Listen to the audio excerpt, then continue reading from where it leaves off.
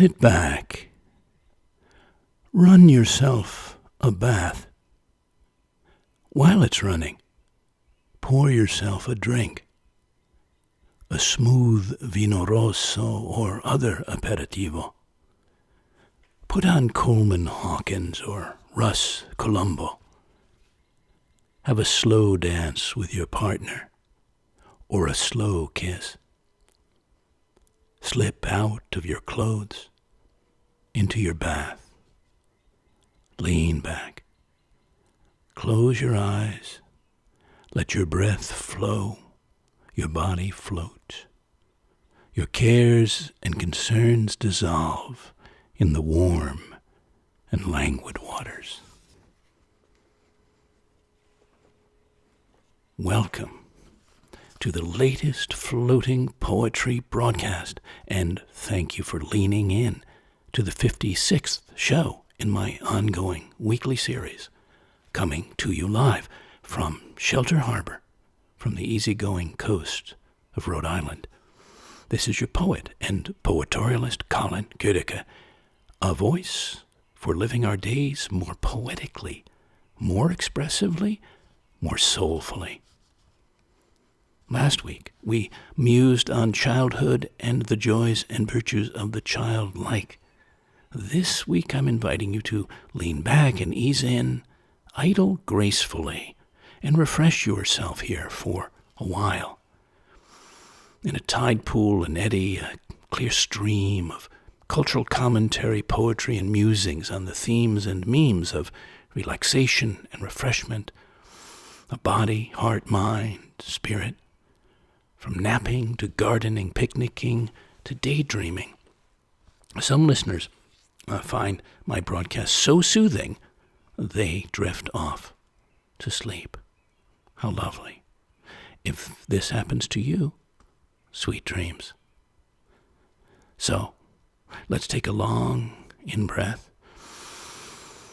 and a long exhale. And with that out-breath, a good, slow, satisfying sigh. Now, I thought we'd start with a note on leisure. Here's an obscure German philosopher's 1948 manifesto for reclaiming our human dignity in a culture of workaholism that I found on Brain Pickings. The notion of leisure not as essential to the human spirit, not as self-indulgent luxury reserved for the privileged or deplorable idleness reserved for the lazy. Not those things. Here's what he said. His name was Josef Pieper. Against the exclusiveness of the paradigm of work as activity, there is leisure as, quote, non-activity, an inner absence of preoccupation, a calm and ability to let things go, to be quiet. Leisure is a form of that stillness that is necessary preparation for accepting reality. Only the person who is still can hear, and whoever is not still cannot hear. Such stillness is not mere soundlessness or a dead muteness. It means rather that the soul's power as real, responding to the real, a co-respondence, eternally established in nature, has not yet descended into words. Leisure is the disposition of perceptive understanding, of contemplative beholding, and immersion in the real.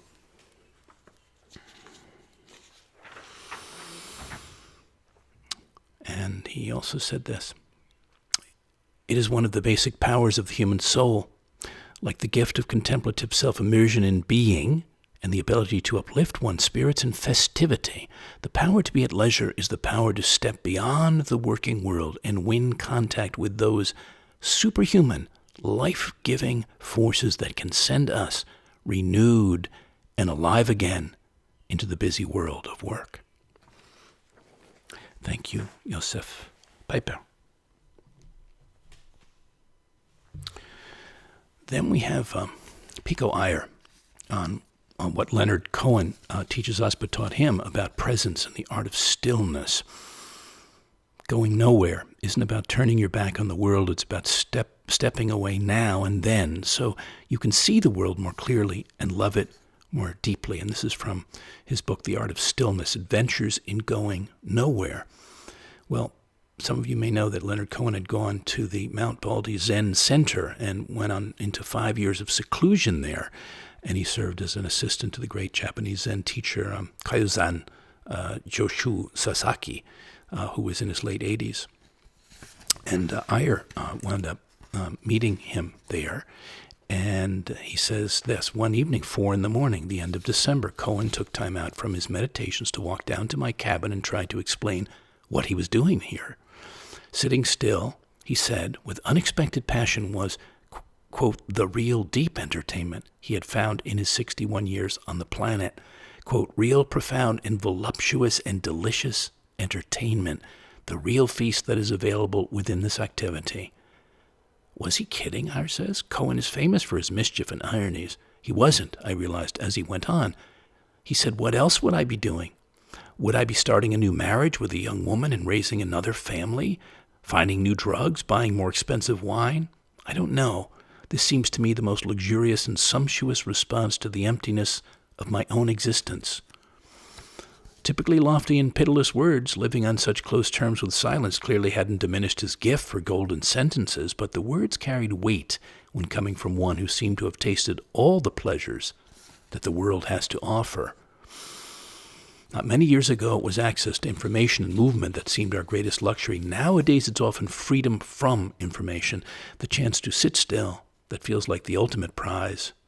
Stillness is not just an indulgence for those with enough resources. It's a necessity for anyone who wishes to gather less visible resources.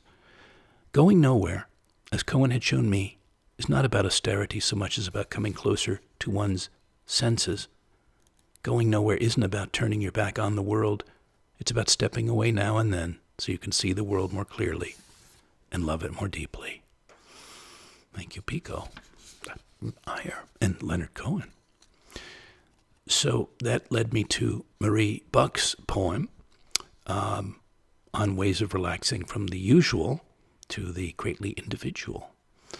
The title of this is Relaxing or Voluntarily Having Dumb, Unpleasant Experiences. Some people like to relax and kick back with their friends, just talking and having a drink, which is obviously highly pleasurable. Some people like to be entertained by music or a movie. Some people like to make some jokes with people they like, maybe at a bar or at someone's house. Some people like to lay around with another person just touching, or to prepare food alone or with others while listening to music that they feel a particular affinity for. But sometimes people like to thrust themselves into the howling wind and snow, arms tied behind their backs. I prefer to open my mouth wide open, knowing what will happen if I'm just holding my mouth open, ready to respond or yell or whatever seems appropriate. You know, I keep my mouth at the ready to make a lot of noise, and sometimes it becomes filled with hard-packed snow or with sand. Sand being more of a problem since, you know, it won't melt. Thank you, Marie Buck. I was also thinking of the fact that not just we humans, I mean, we tend to get a bit egocentric and epicentric about ourselves, but as a species, but there's so many animals that love to be refreshed and feel refreshment the way we do in a form as animals, as fellow creatures on the planet. And I observed that in particular one day at an old Native American wildlife reserve in New Jersey, and it was by a waterfall.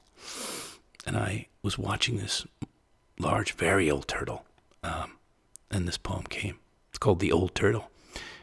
In his large, leathery saddle, knows just how to refresh himself in the rushing shallows of the waterfall, where he's half-scaled the ledge below the footbridge where I stand still and watch him enjoy. I feel enjoy the clear, spring-cool brook stream over his thick, outstretched neck and wrinkled limbs, each of us taking pleasure in the day's aliveness. There was an interesting piece by Cy Montgomery on hummingbirds. I tend to love those. I'm fascinated by them, and especially when seeing them is always magical, but here's something he wrote about them that felt apropos. Hummingbirds are the lightest birds in the sky.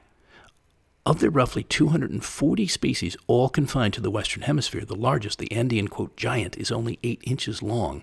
The smallest, the bee hummingbird of Cuba, is just over 2 inches long and weighs a single gram. Hummingbirds are less flesh than fairies. They are little more than bubbles fringed with iridescent feathers, air wrapped in light. No wonder even experts who are experienced with other birds are intimidated by this fragility. Today, perhaps more than ever before, we thirst for community, we hanker for transformation, we long to reconnect with the incandescence of life. We need to make those inner journeys. But what if there are no bees or butterflies or hummingbirds to accompany us? It's a growing possibility. Well, if you've listened to other programs of mine or know me or read anything that I've put out in the world over the years, you know how I feel about ever expanding our inner and outer senses and our sense of aliveness and awareness and awakedness, wholefulness. And so in this theme tonight, I feel it's important we take and make the time to change gears away from all the doing and get into just being. And those places of just beingness are the places of rest and refreshment and renewal and revivification. Here's one moment I took in Rittenhouse Square in Philadelphia. I was down on business for a business meeting, and I was there early intentionally so I could just transition and have a quiet moment, or moments beforehand. This was back in the fall of 2002, Philadelphia. It's called Idling Under an Awning. Sitting under an awning on Rittenhouse Square in the October sun and the cool October air. A touch of France at an outside cafe, the marble-top table, the wicker chairs, the glass of rosé. Pleasure before business, the business of living before the business of doing. Idling under an awning on Rittenhouse Square. I was listening to a wonderful interview the other day with it was an On Being interview with Krista Tippett and the Native American storyteller Robin Wall Kimmerer. Very interesting woman, very sentient being, and loved how she talked about her study of botany, that's her specialty. And so I looked up something by her. It was about gardening. And I love this segment. I've saved it for us to read, to share. I hadn't heard it before. How do I show my girls I love them on a morning in June? I pick them wild strawberries. On a February afternoon, we build snowmen and then sit by the fire.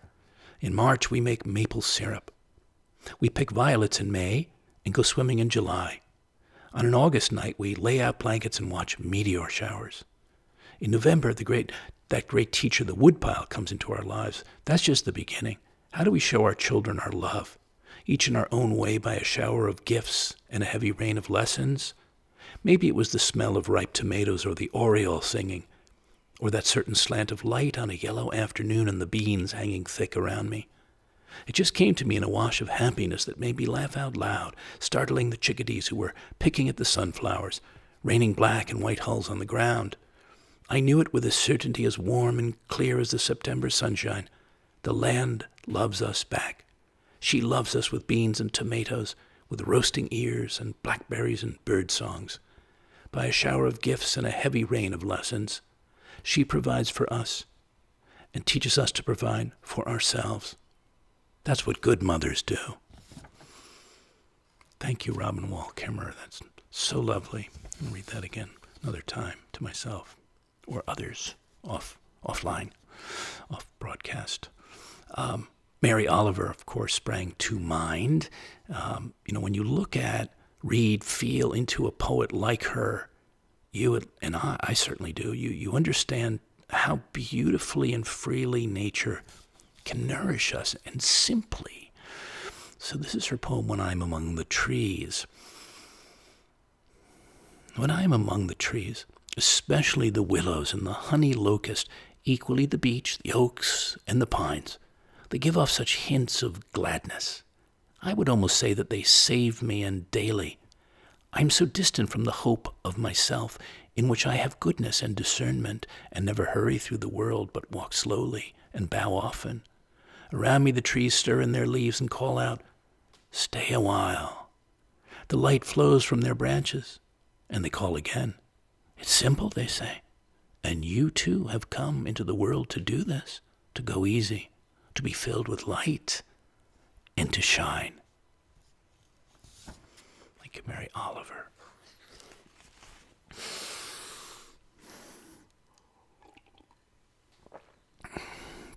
Here's a triplet of very short poems by the Native American poet Joy Harjo, a member of the Creek Nation, who finds her center and solace and joy in the open land out westward way in nature. This is from her book that I have, Secrets from the Center of the World. My house is the red earth. It could be the center of the world. I've heard New York, Paris, or Tokyo called the center of the world, but I say it is magnificently humble. You could drive by and miss it. Radio waves can obscure it. Words cannot construct it. For there are some sounds left too sacred, wordless form. For instance, that fool crow, picking through trash near the corral, understands the center of the world as greasy scraps of fat. Just ask him. He doesn't have to say that the earth has turned scarlet through fierce belief after centuries of heartbreak and laughter. He perches on the blue bowl of the sky and laughs. Here's the next one. It's true the landscape forms the mind. If I stand here long enough, I'll learn how to sing. None of that country and western heartbreak stuff or operatic duets, but something cool as the blues, or close to the sound of a Navajo woman singing early in the morning. There's the last one, third. My cheek is flat against memory described by stone and lichen. The center of the world is within reach. It is as familiar as your name, as strange as monsters in your sleep. Thank you, Joy Harjo. How revivifying is art for you? Seeing art, making art. One of my favorite poets, an interesting poet, and as she takes fragments of history and imagines what happened in them. So she wrote this piece about the painter Whistler, James McNeill Whistler. It's called For the Sake of Retrieval. I just like how she riffs so imaginatively on that painter and how he might have found his relaxation and refreshment at a point in his life. As Whistler heard colors like a stretch of music, long harmonies, violet to amber, double hummings of silver, opal, so in reverse these three in their capsule, free-falling 2 hours through the black Atlantic, ears popped, then filled with the music of Bach or Haydn, might fashion a landscape. Low notes bring a prairie, perhaps, the sharps a smatter of flowers, as the pip notes of sonar spring back to the screen in little blossoms. They have come for the lost Titanic and find instead, in the splayed beam of a headlamp, silt fields pale and singular, like the snowfields of Newfoundland. On its one runner blade the capsule slides, slips out through drift hummocks, through stones the ice age glaciers dropped, its trail, the foot-thin trail of a dancer who plants, glides. At his head the flurry of a ship's chandelier, at his back a cinch hook of icebergs cast down through the winds of Newfoundland. The music these three absorb stops with the wreckage, with words lipped up through a microphone, flange, windlass, capstan, hull plating, then oddly syllables at a slant, as light might slant through window slats, stair steps, doorknob, serving bowl, teacup, Bordeaux. Mechanical fingers, controlled by the strokes of a joystick, brush over debris, lifting, replacing. In jittery strobe lights, camera lights, all colors ground down to a quiet palette. Angles return, corners and spirals pull back to the human eye. As if from some iced and blackwashed atmosphere, boiler coal, a footboard and platter each, common shape brightened, briefly held for the sake of retrieval.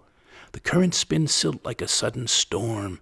With the intricacy of a body, the capsule adjusts, temperature, pressure. Someone coughs, then the three sit waiting, as in Whistler's sad sea, three are waiting. All around them are dollops of winter wind, everywhere beach and sea. No horizon at all in this painting, just a gray-brown thrum beach to see.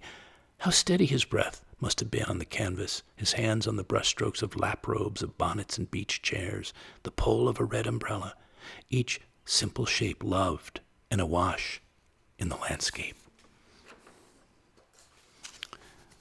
Thank you, Linda Beards. Here's a poem by Albert Garcia.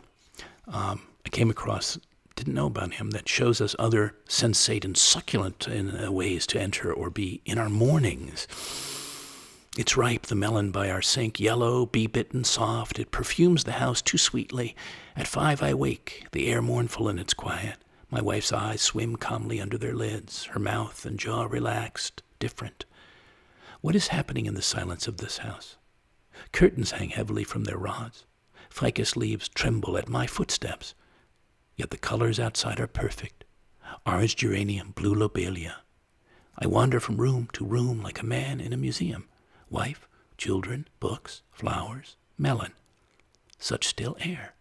Soon the mid-morning breeze will float in like tepid water, then on. How do I start this day? I who am unsure of how my life has happened or how to proceed amid this warm and steady sweetness.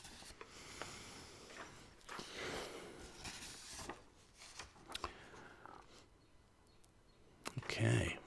I have another one by Mary Oliver. It's I love waterfalls. You may love them too, and they're beyond refreshing to me in all ways.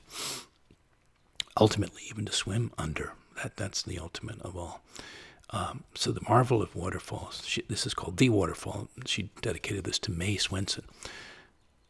For all they said, I could not see the waterfall until I came and saw the water falling, its lace legs and its womanly arms sheeting down, while something howled like thunder over the rocks all day and all night, unspooling like ribbons made of snow or God's white hair. At any distance it fell without a break or seam, and slowly, a simple preponderance, a fall of flowers, and truly it seemed surprised by the unexpected kindness of the air and light-hearted to be flying at last. Gravity is a fact everybody knows about. It is always underfoot, like a summons, gravel-backed and mossy in every beetled basin and imagination. Thank you again to her. Here's a lovely poem on waterfalls by W.S. Merwin, another now past and marvelous poet. Merwin, if you don't know him. It's called Hearing. Back when it took all day to come up from the curving broad ponds on the plains where the green-winged yacanas ran on the lily pads, easing past tracks at the mouths of gorges, crossing villages silted in hollows in the foothills, each with its lime-washed church by the baked square of red earth and its talkers eating fruit under trees, turning a corner and catching sight at last of inky forests far above, steep as faces, while the clouds stroking them and the glimmering airy valleys opening out of them, waterfalls still roared from the folds of the mountain, white and thundering, and spray drifted around us, swirling into the broad leaves and the waiting boughs. Once I took a tin cup and climbed the slewest rocks and mossy branches beside one of the high falls, looking up step by step into the green sky from which rain was falling. When I looked back from a ledge, there were only dripping leaves below me and flowers. Beside me, the hissing cataract plunged into the trees. Holding on, I moved closer, left foot on a rock in the water, right foot on a rock in deeper water at the edge of the fall. Then from under the weight of my right foot came a voice like a small bell singing over and over one clear treble syllable. I could feel it move. I could feel it ring in my foot, in my skin, everywhere, in my ears, in my hair. I could feel it in my tongue and in the hand holding the cup. As long as I stood there, it went on without changing. When I moved the cup, still it went on. When I filled the cup in the falling column, still it went on. When I drank, it rang in my eyes through the thunder curtain.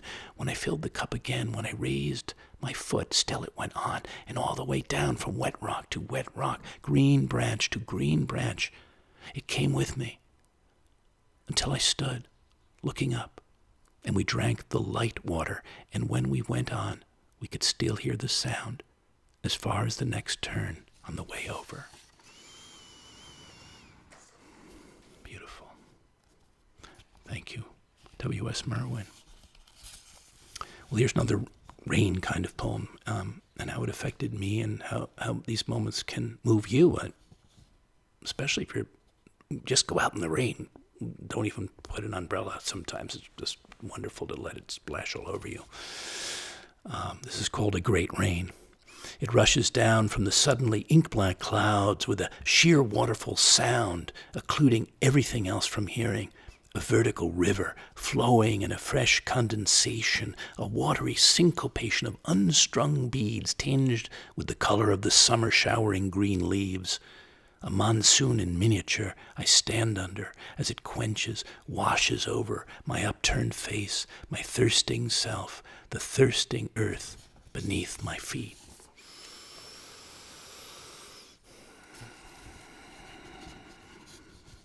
So as we stream along in a watery way, here's a poem from the Yucatan, from the Mayan coast, from one winter years back of mine. Fuente de la lluvia, fountain of rain. Rain falls from the rim of cool stone into the painted blue and yellow tiled fountain, its glassy tiles submerged and luminous in the glow of underwater light. The freshening sound of rain falling from the rim of cool stone like pure spring drops plinking into puddles. The soothing sound of rain falling from the rim of cool stone on a languid blue night dreaming with stars.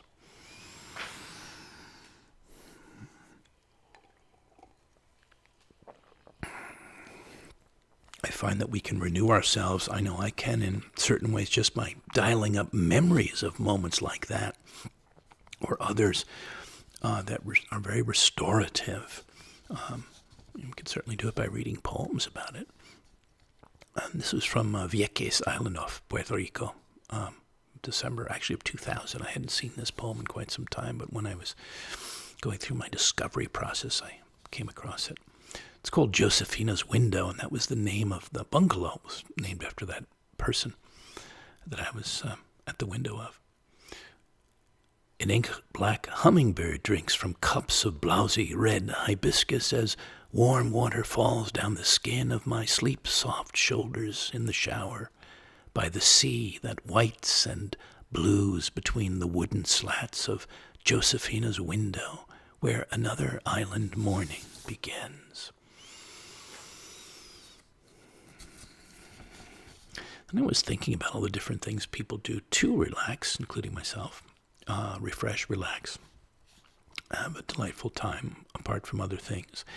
And I came across this, there was an old guide to bicycling for ladies from 1896. It was a manifesto, an illustrated manifesto for the universal splendors of the bicycle as an instrument of self-reliance, a training machine for living with uncertainty, and a portal to joy.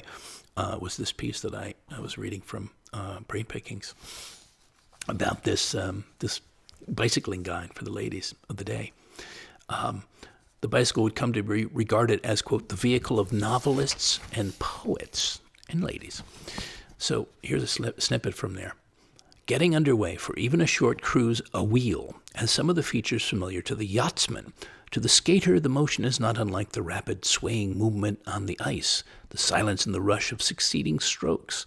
To the horseman, the dissimilarity of the two modes of locomotion after the settling to work has been accomplished is very striking. Cheerfulness is an invariable factor, for it is unusual on a bicycle trip that everything happens as it is expected or has been planned for. That brought me to mind of a poem that I actually shared once in another broadcast for another reason, but I'd love to give it to you again. It's from the East End of Long Island, 1 July, Sagaponack, New York, on a bicycle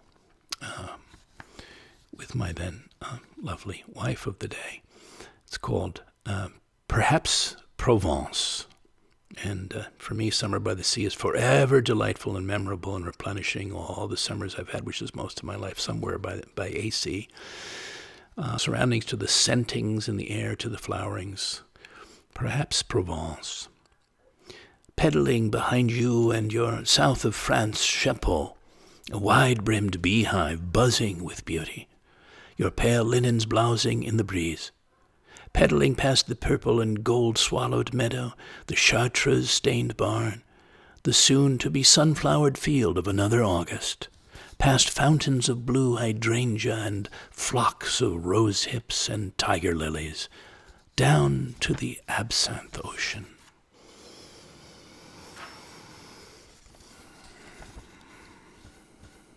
Perhaps Provence. Well, musing on all these things also reminded me of a time in Amsterdam and other parts of the Netherlands. And this was in the east of Holland on the River Vecht with some very dear friends of the day. We had this marvelous picnic. We had rowed along the river and pulled the boats up and laid out a tablecloth and had an absolutely marvelous feast. And this poem happened there. About that with these Dutch friends in a field at the river's edge. Spread out, by the way, it's called the Cow's Picnic, die Koeienpicknick, the Cow's Picnic. Spread out in the shade of the dike above the water, ringed by cows.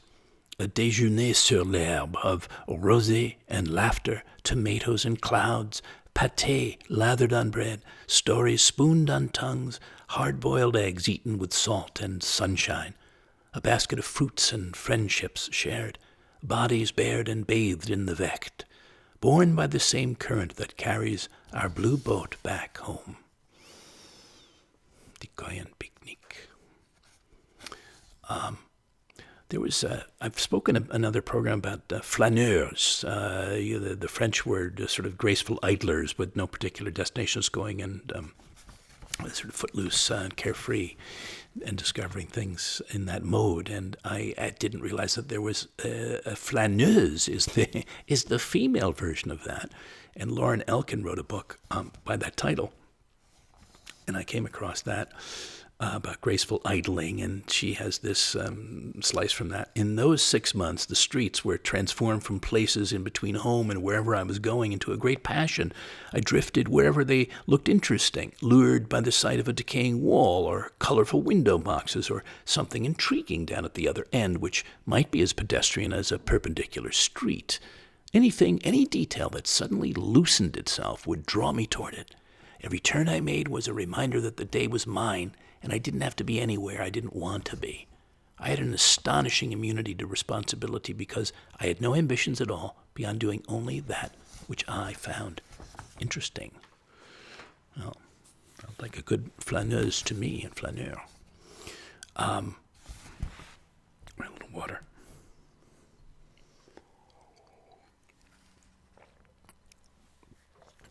I wanted to touch in on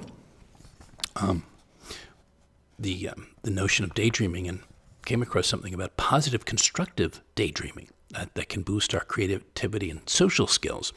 And there was in the 1950s, there was a Yale psychologist. His name was Jerome L. Singer, and he put intuitive observations into the empirical test as he embarked upon a groundbreaking series of research into daydreaming, and he eventually published it in 1975 in a Bible, so to speak, called The Inner World of Daydreaming.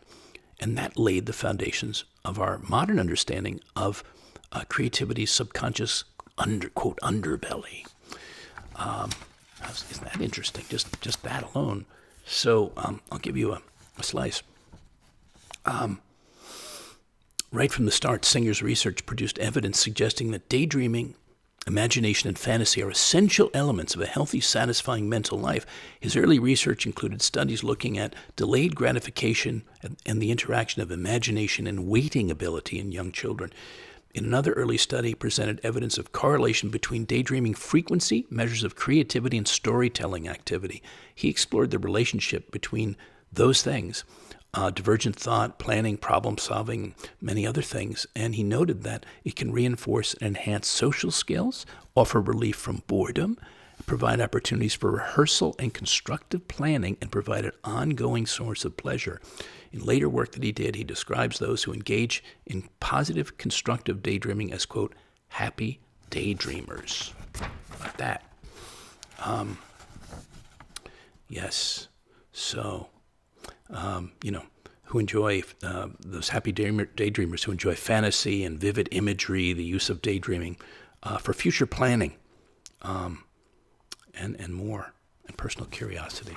So I certainly know the value of daydreaming. I don't think I could be a poet without being a daydreamer also at times. I was thinking about, so we were talking about bicycling and daydreaming and something very dreamy for, I think, most of us, or especially as children, but as adults, is lying in the grass or somewhere and musing on the clouds that play in the sky. And endlessly fascinating to me, both visually as visual poems that I make and many, many poems about clouds. I could do a whole program on clouds. And here's one, playful, called Up in the Clouds. It's out from Egypt Beach, out in East Hampton, New York, out on Long Island, on the Atlantic. Up in the clouds, it's always sunny or starry. And below and beyond the soft edge of any cloud bank you're resting on or roaming over, there's a sound much like surf, a distant report like breakers on a long, lone beach, whose volleys are muffled by sea-grassed dunes. From time to time, silver planes pierce through, heading north or west, and pilots tip a wing your way like tipping a hat. On rare occasions, a rocket races by en route to the moon. Or a hot air balloon rises slowly, serendipitously, blue Danubely, usually with men in mustaches and goggles who fuss with ropes and flames inside their floating picnic baskets as they ascend away.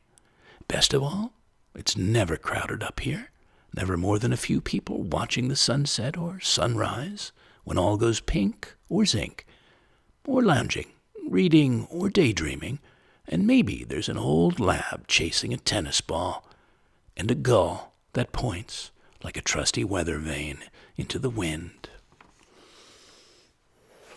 Up in the clouds. Willa Cather had, I don't know if you know her book, her masterwork was the 1918 novel My Antonia.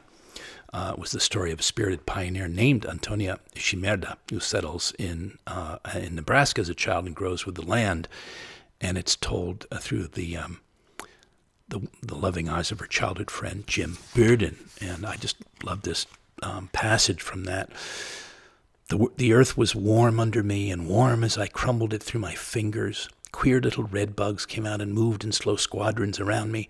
Their backs were polished vermilion with black spots. I kept as still as I could. Nothing happened. I did not expect anything to happen. I was something that lay under the sun and felt it like the pumpkins, and I did not want to be anything more. I was entirely happy. Perhaps we feel like that when we die and become a part of something entire, whether it is sun and air or goodness and knowledge. At any rate, that is happiness, to be dissolved into something complete and great. When it comes to one, it comes as naturally as sleep. So the small things sometimes that make us so happy and so relaxed, so refreshed, and all things in that constellation of energy. I came across a poem by Joe Pintaro from the 1970s on that very thing, and here it is. Long live the little Greek diner on First Avenue near the 59th Street Bridge. The Greek there sells fresh fish and fresh string beans, rice pudding, and homemade coffee for 90 cents because he's old and his wife is gone and he can't sleep mornings. He goes to the Fulton Fish Market to watch the sun come up. Besides, the fresh fish there is cheaper than frozen. He smells grease on the fish, and he feels his childhood when he cleans them. Thank you, Joe Pintaro. I had a love who had an apartment with all big glass windows, like floor to ceiling, and it so looked out to the world and the sky, and I called it the Cloud. Loved that place. And one of the vivifiers of being there, in addition to that, was the laundry. Loved doing the laundry. Nothing more wonderful, soothing than warm towels pressed up against your face just fresh out of the dryer. So this poem happened one April there. It's called Freshly Made. The sheets tumble out of the dryer like warm loaves of bread. Flour white towels and pillowcases emerge, toasty on the cheek. all leavened for the waiting bed, for the bright-walled bath, for a fresh cycle of sleeping and dreaming, waking and loving. You knew we'd probably get to walking. And Kenneth Graham, who wrote The Wind in the Willows, a wonderful classic children's story, talked about how solitary walks enliven the, quote, country of the mind. He said nature's particular gift to the walker is to set the mind jogging, to make it garrulous, exalted, a little mad maybe, certainly creative and supra-sensitive. So in there he says, nature's particular gift to the walker through the semi-mechanical act of walking, a gift no other form of exercise seems to transmit to the same high degree, is to set the mind jogging, to make it garrulous, exalted, a little mad maybe, certainly creative and supersensitive, until at last it really seems to be outside of you and as if it were talking to you whilst you are talking back to it. Then everything gradually seems to join in, sun and the wind, the white road and the dusty hedges, the spirit of the season, whichever that may be, the friendly old earth that is pushing life forth of every sort under your feet, or spellbound in a death-like winter trance, till you walk in the midst of a blessed company, immersed in a dream talk far transcending any possible human conversation. Time enough later for that. Here and now the mind is shaken off its harness, is snorting and kicking up heels like a colt in a meadow. Thank you, Kenneth Graham, for that.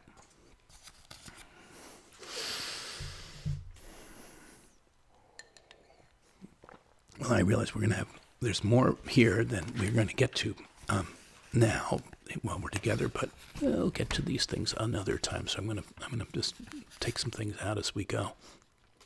But I wanted to read this one. On a Deep Green Rise is the poem that I wrote about a painting of the Lake District in England that a very lovely friend of mine, very good painter, Adam Van Doren, painted.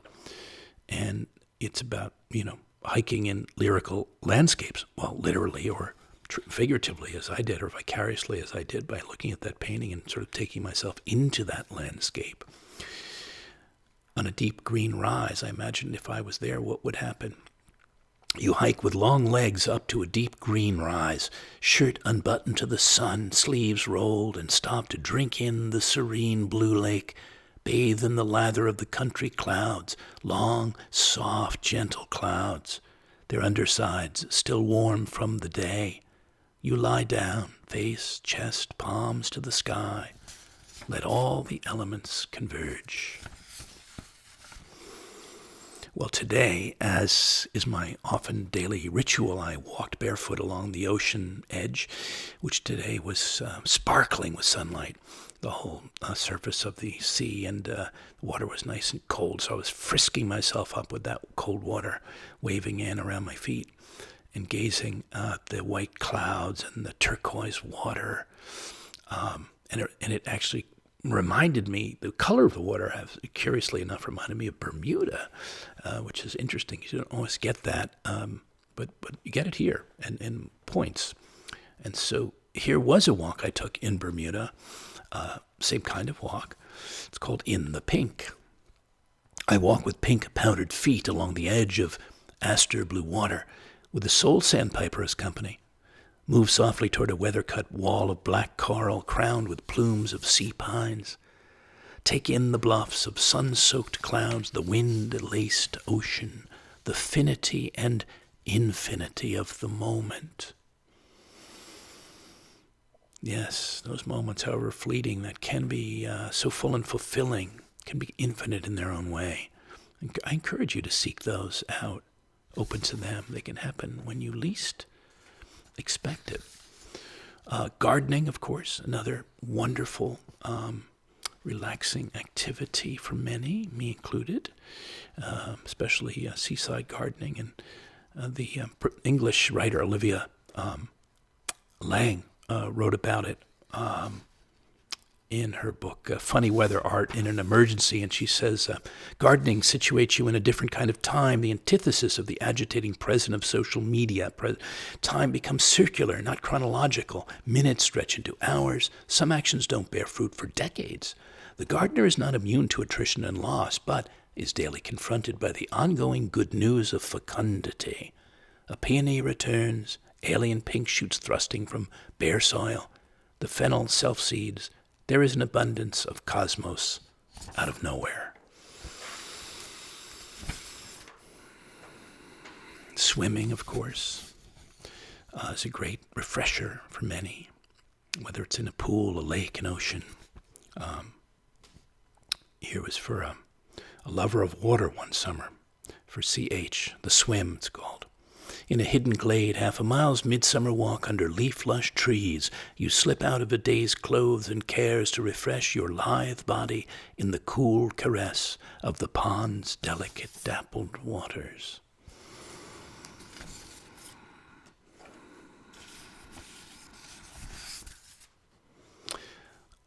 Food and eating. Thought we should touch on that, and you to touch in your, after this or now, on things that come to mind that are wildly refreshing. Grapefruit, pink grapefruit is one of mine. Every morning I squeeze a pink grapefruit, and it endlessly, crazily refreshing. And so I wrote a poem about it, just so I could go to it now and then when I don't have a grapefruit in front of me.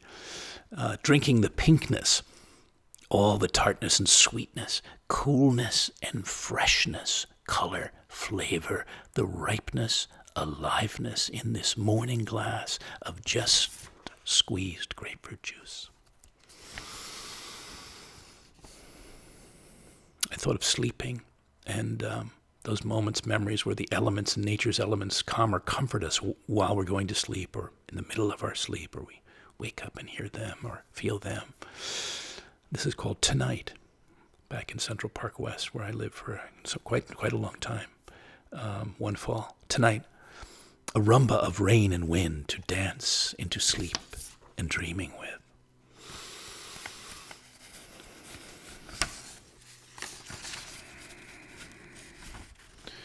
Just doing a little editing as we go here. Okay.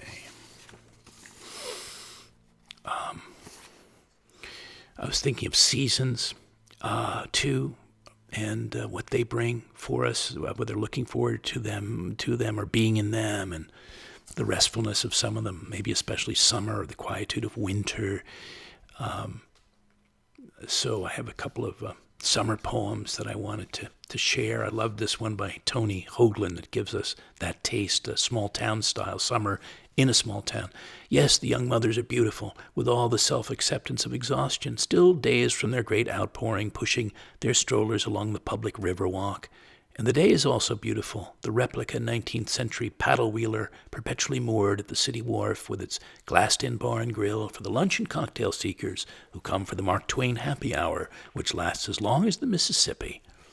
This is the kind of town where the rush hour traffic halts to let 3 wild turkeys cross the road, and when the high school music teacher retires after 30 years, the movie marquee says, "Thanks, Mr. Biddleman," and the whole town comes to hear the tuba solos of old students. Summer, when the living is easy and we store up pleasure in our bodies like Eskimos for the coming season of privation. All August the Ferris wheel will turn in the little amusement park, and screaming teenage girls will jump into the river with their clothes on right next to the no swimming sign, trying to cool the heat inside the small towns for which they have no words, of their bodies for which they have no words, obedient to the voice inside which tells them, now, steal pleasure. I had a poem about fireworks, but I'm going to save that one for another time. I spoke of quenching, as in thirst, literally, but it's not have to be just literal, yes? It could be just how a change in temperature can bring us welcome relief, let alone actually taking something into our down our gullets. But here's one sweltering summer. What happened? The breaking, it's called. Of a summer heat wave, of sun-flamed days, of jungle-heavy days and sweltering sleeps, of slow roastings and soakings of the body, sapping the desire to stir. Then the relief that flows in on a turning night tide of rain, laced with low rolls of thunder, the arriving coolness, the quenching coolness that pours in through the screen door, pools round my bare neck, arms, and legs as I sit back with a splash of fresh, cold white wine and savor the contrast of overheatedness to easing coolness, all the bliss of simply this.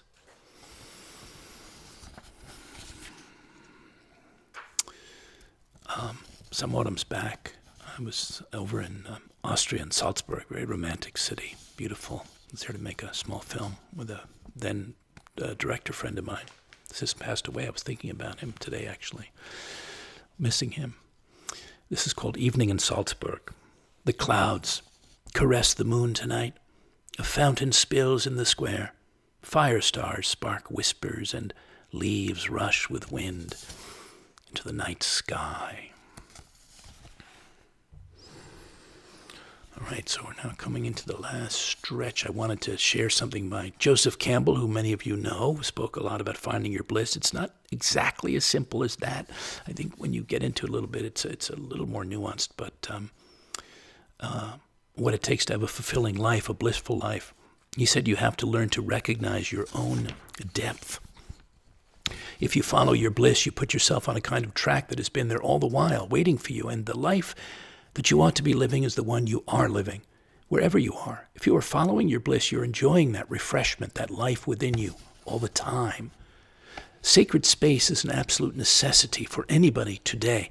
You must have a room or a certain hour or so a day where you don't know what was in the newspapers that morning. You don't know who your friends are. You don't know what you owe anybody. You don't know what anybody owes to you. This is a place where you can simply experience and bring forth what you are and what you might be. This is the place of creative incubation. At first you may find that nothing happens there, but if you have a sacred place and use it, something eventually will happen. Our life has become so economic and practical in its orientation that as you get older, the claims of the moment upon you are so great, you hardly know where the hell you are or what it is you intended. You're always doing something that's required of you. Where is your bliss station? You have to try to find it. Thank you, Joseph Campbell. So here's something I say about all that. This was for an autumnal equinox, but it's, I suppose, advice of a kind. Certainly an invitation of a kind. Leave the calendar behind. Let the pages loose to fly off in the first autumn breeze. Instead of reading what day, month, season of the year it is, step outside. Feel into the air, the changing light, the landscape before you, around you. Let them tell you where things are. Like the equinox now balancing in, balanchining in as you attend. Let your body pivot naturally, and your thoughts glide gently away from fleeting summer toward fanfaring fall. Witness everything cooling down, everything spooling out in clear light, in soon-to-come pageant colors, fragrant scents, abundant textures. Accept the invitation to rise with, like the evening star. Take the offered hand of nature and enter together into its widely alive and enlivening theater.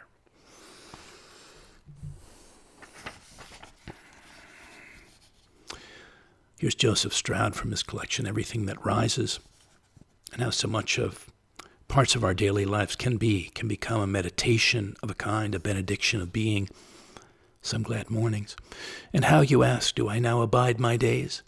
Some days I sit on my porch like old folk do, sometimes with a book and a cup of coffee, other times looking intently at what is before me, or letting the memories come, the sweet ones and the bitter, the tonic. And now I am tossing some almonds for those two crows who come and wait each morning, looking at me as if I might be someone worth knowing, certainly worth waiting for what I give them. And what do they give me? Delight? Joy?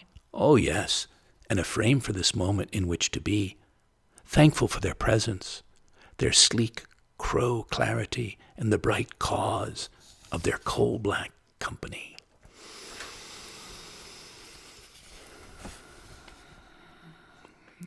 Well, I cannot be more alone. I cannot be alone in feeling the freshening and purifying of the rain that we talked about earlier. And I have one more here. It's early summer morning after rain. sort of to ease us out toward the end of our program shortly. Stepping into the city after a night-long rain, onto cool, wet cobblestones, into full floating scents of moist earth, thriving green leaves, the lime musk of sycamore bark, the pale perfume of a run-wild rose bush, into quietly inviting feelings of freshness, lushness, everything washed down, washed clean, every planting overspilling, past puddles in the walking path, all clear and still, like the reservoir I circle softly round, but for the ripple of a bell from an old church tower ringing the morning hour across the water. And we're able to cut the cable of all that doing and thinking and simply be. This poem, No Thoughts Intrude. No thoughts intrude on the scene. A demi-glassed green sea now sunset with rose and a chinless moon riding on the still surface of the sky, like a fishing bob with a long line of lunar light that will whiten and lure in the soon sunken dark. Find your ease of way, find your ease of being, beingness. It's always possible, an enterable ease of way, of self, of life, of every waking, widely awakening day. And here's a poem about Ralph Waldo Emerson. Emerson said it so well. I cleave to this and live by this, and you might find it inspiring. Live in the sunshine. There's no other place I can live. I wish to live with a love, with friends, with myself. Swim in the sea. A liveliest stroke and afloat in salty blue, cool green oceans, likewise in glimmer-glass seas of possibility that invite, that invoke. Drink the wild air. Drinking in all the wildness my senses 5 and 6th can find in the open, can absorb the atmospheres of. Thank you, Ralph Waldo, for your essential knowing, your urging, this inspiriting. So last, a feeling of real freeness that lives in us. It's there to tap into, to open into, to flow with, regardless of our life stories, our life demands, our responsibilities, that place of psychic and visceral and spiritual and other ease to cultivate and expand. And I'll close for now with this poem called Being at Liberty. Living in a state of superfluidity, the gift, grail, remarkability to be wholly your own man or woman, to choose the flow you desire to go with, to dance footloose, freestyle in any direction of desire, to know and feel what it is to be entirely at liberty in your body and spirit on this daily planet. Thank you again for listening in, for floating and feeling and easing in. All appreciation to those of you helping support these programs and my poetic arts with donations, arts devoted to nourishing spirits, uplifting hearts, stirring greater self-awareness and aliveness. You can contribute simply by PayPal or Venmo or directly through my site or by mail to me at P.O. Box 1032, Westerly, Rhode Island 02891. I do invite patrons to bring me their way for a month or longer this summer, fall, or winter as a private poet in residence on their property to create a new flight of art to share with and dedicate to them. Likewise, I invite like-spirited collaborators to connect with, to partner with on projects from the musical to the theatrical, and producers or directors seeking a poetic narrator. Queries, comments, or suggestions, email Colin at thepoetorialist.com. Replays, as many know, of all the shows are playlisted online. I hope you'll lean in again next week, or soon again. Until then, dear listeners, here's to finding and entering and often entering and finding places of deeper rest and relaxation and refreshment and oases of replenishment for your bodies and spirits, your hearts and your minds. Always essential, and in these times, I believe, more essential than ever. Goodbye for now, and good spirits.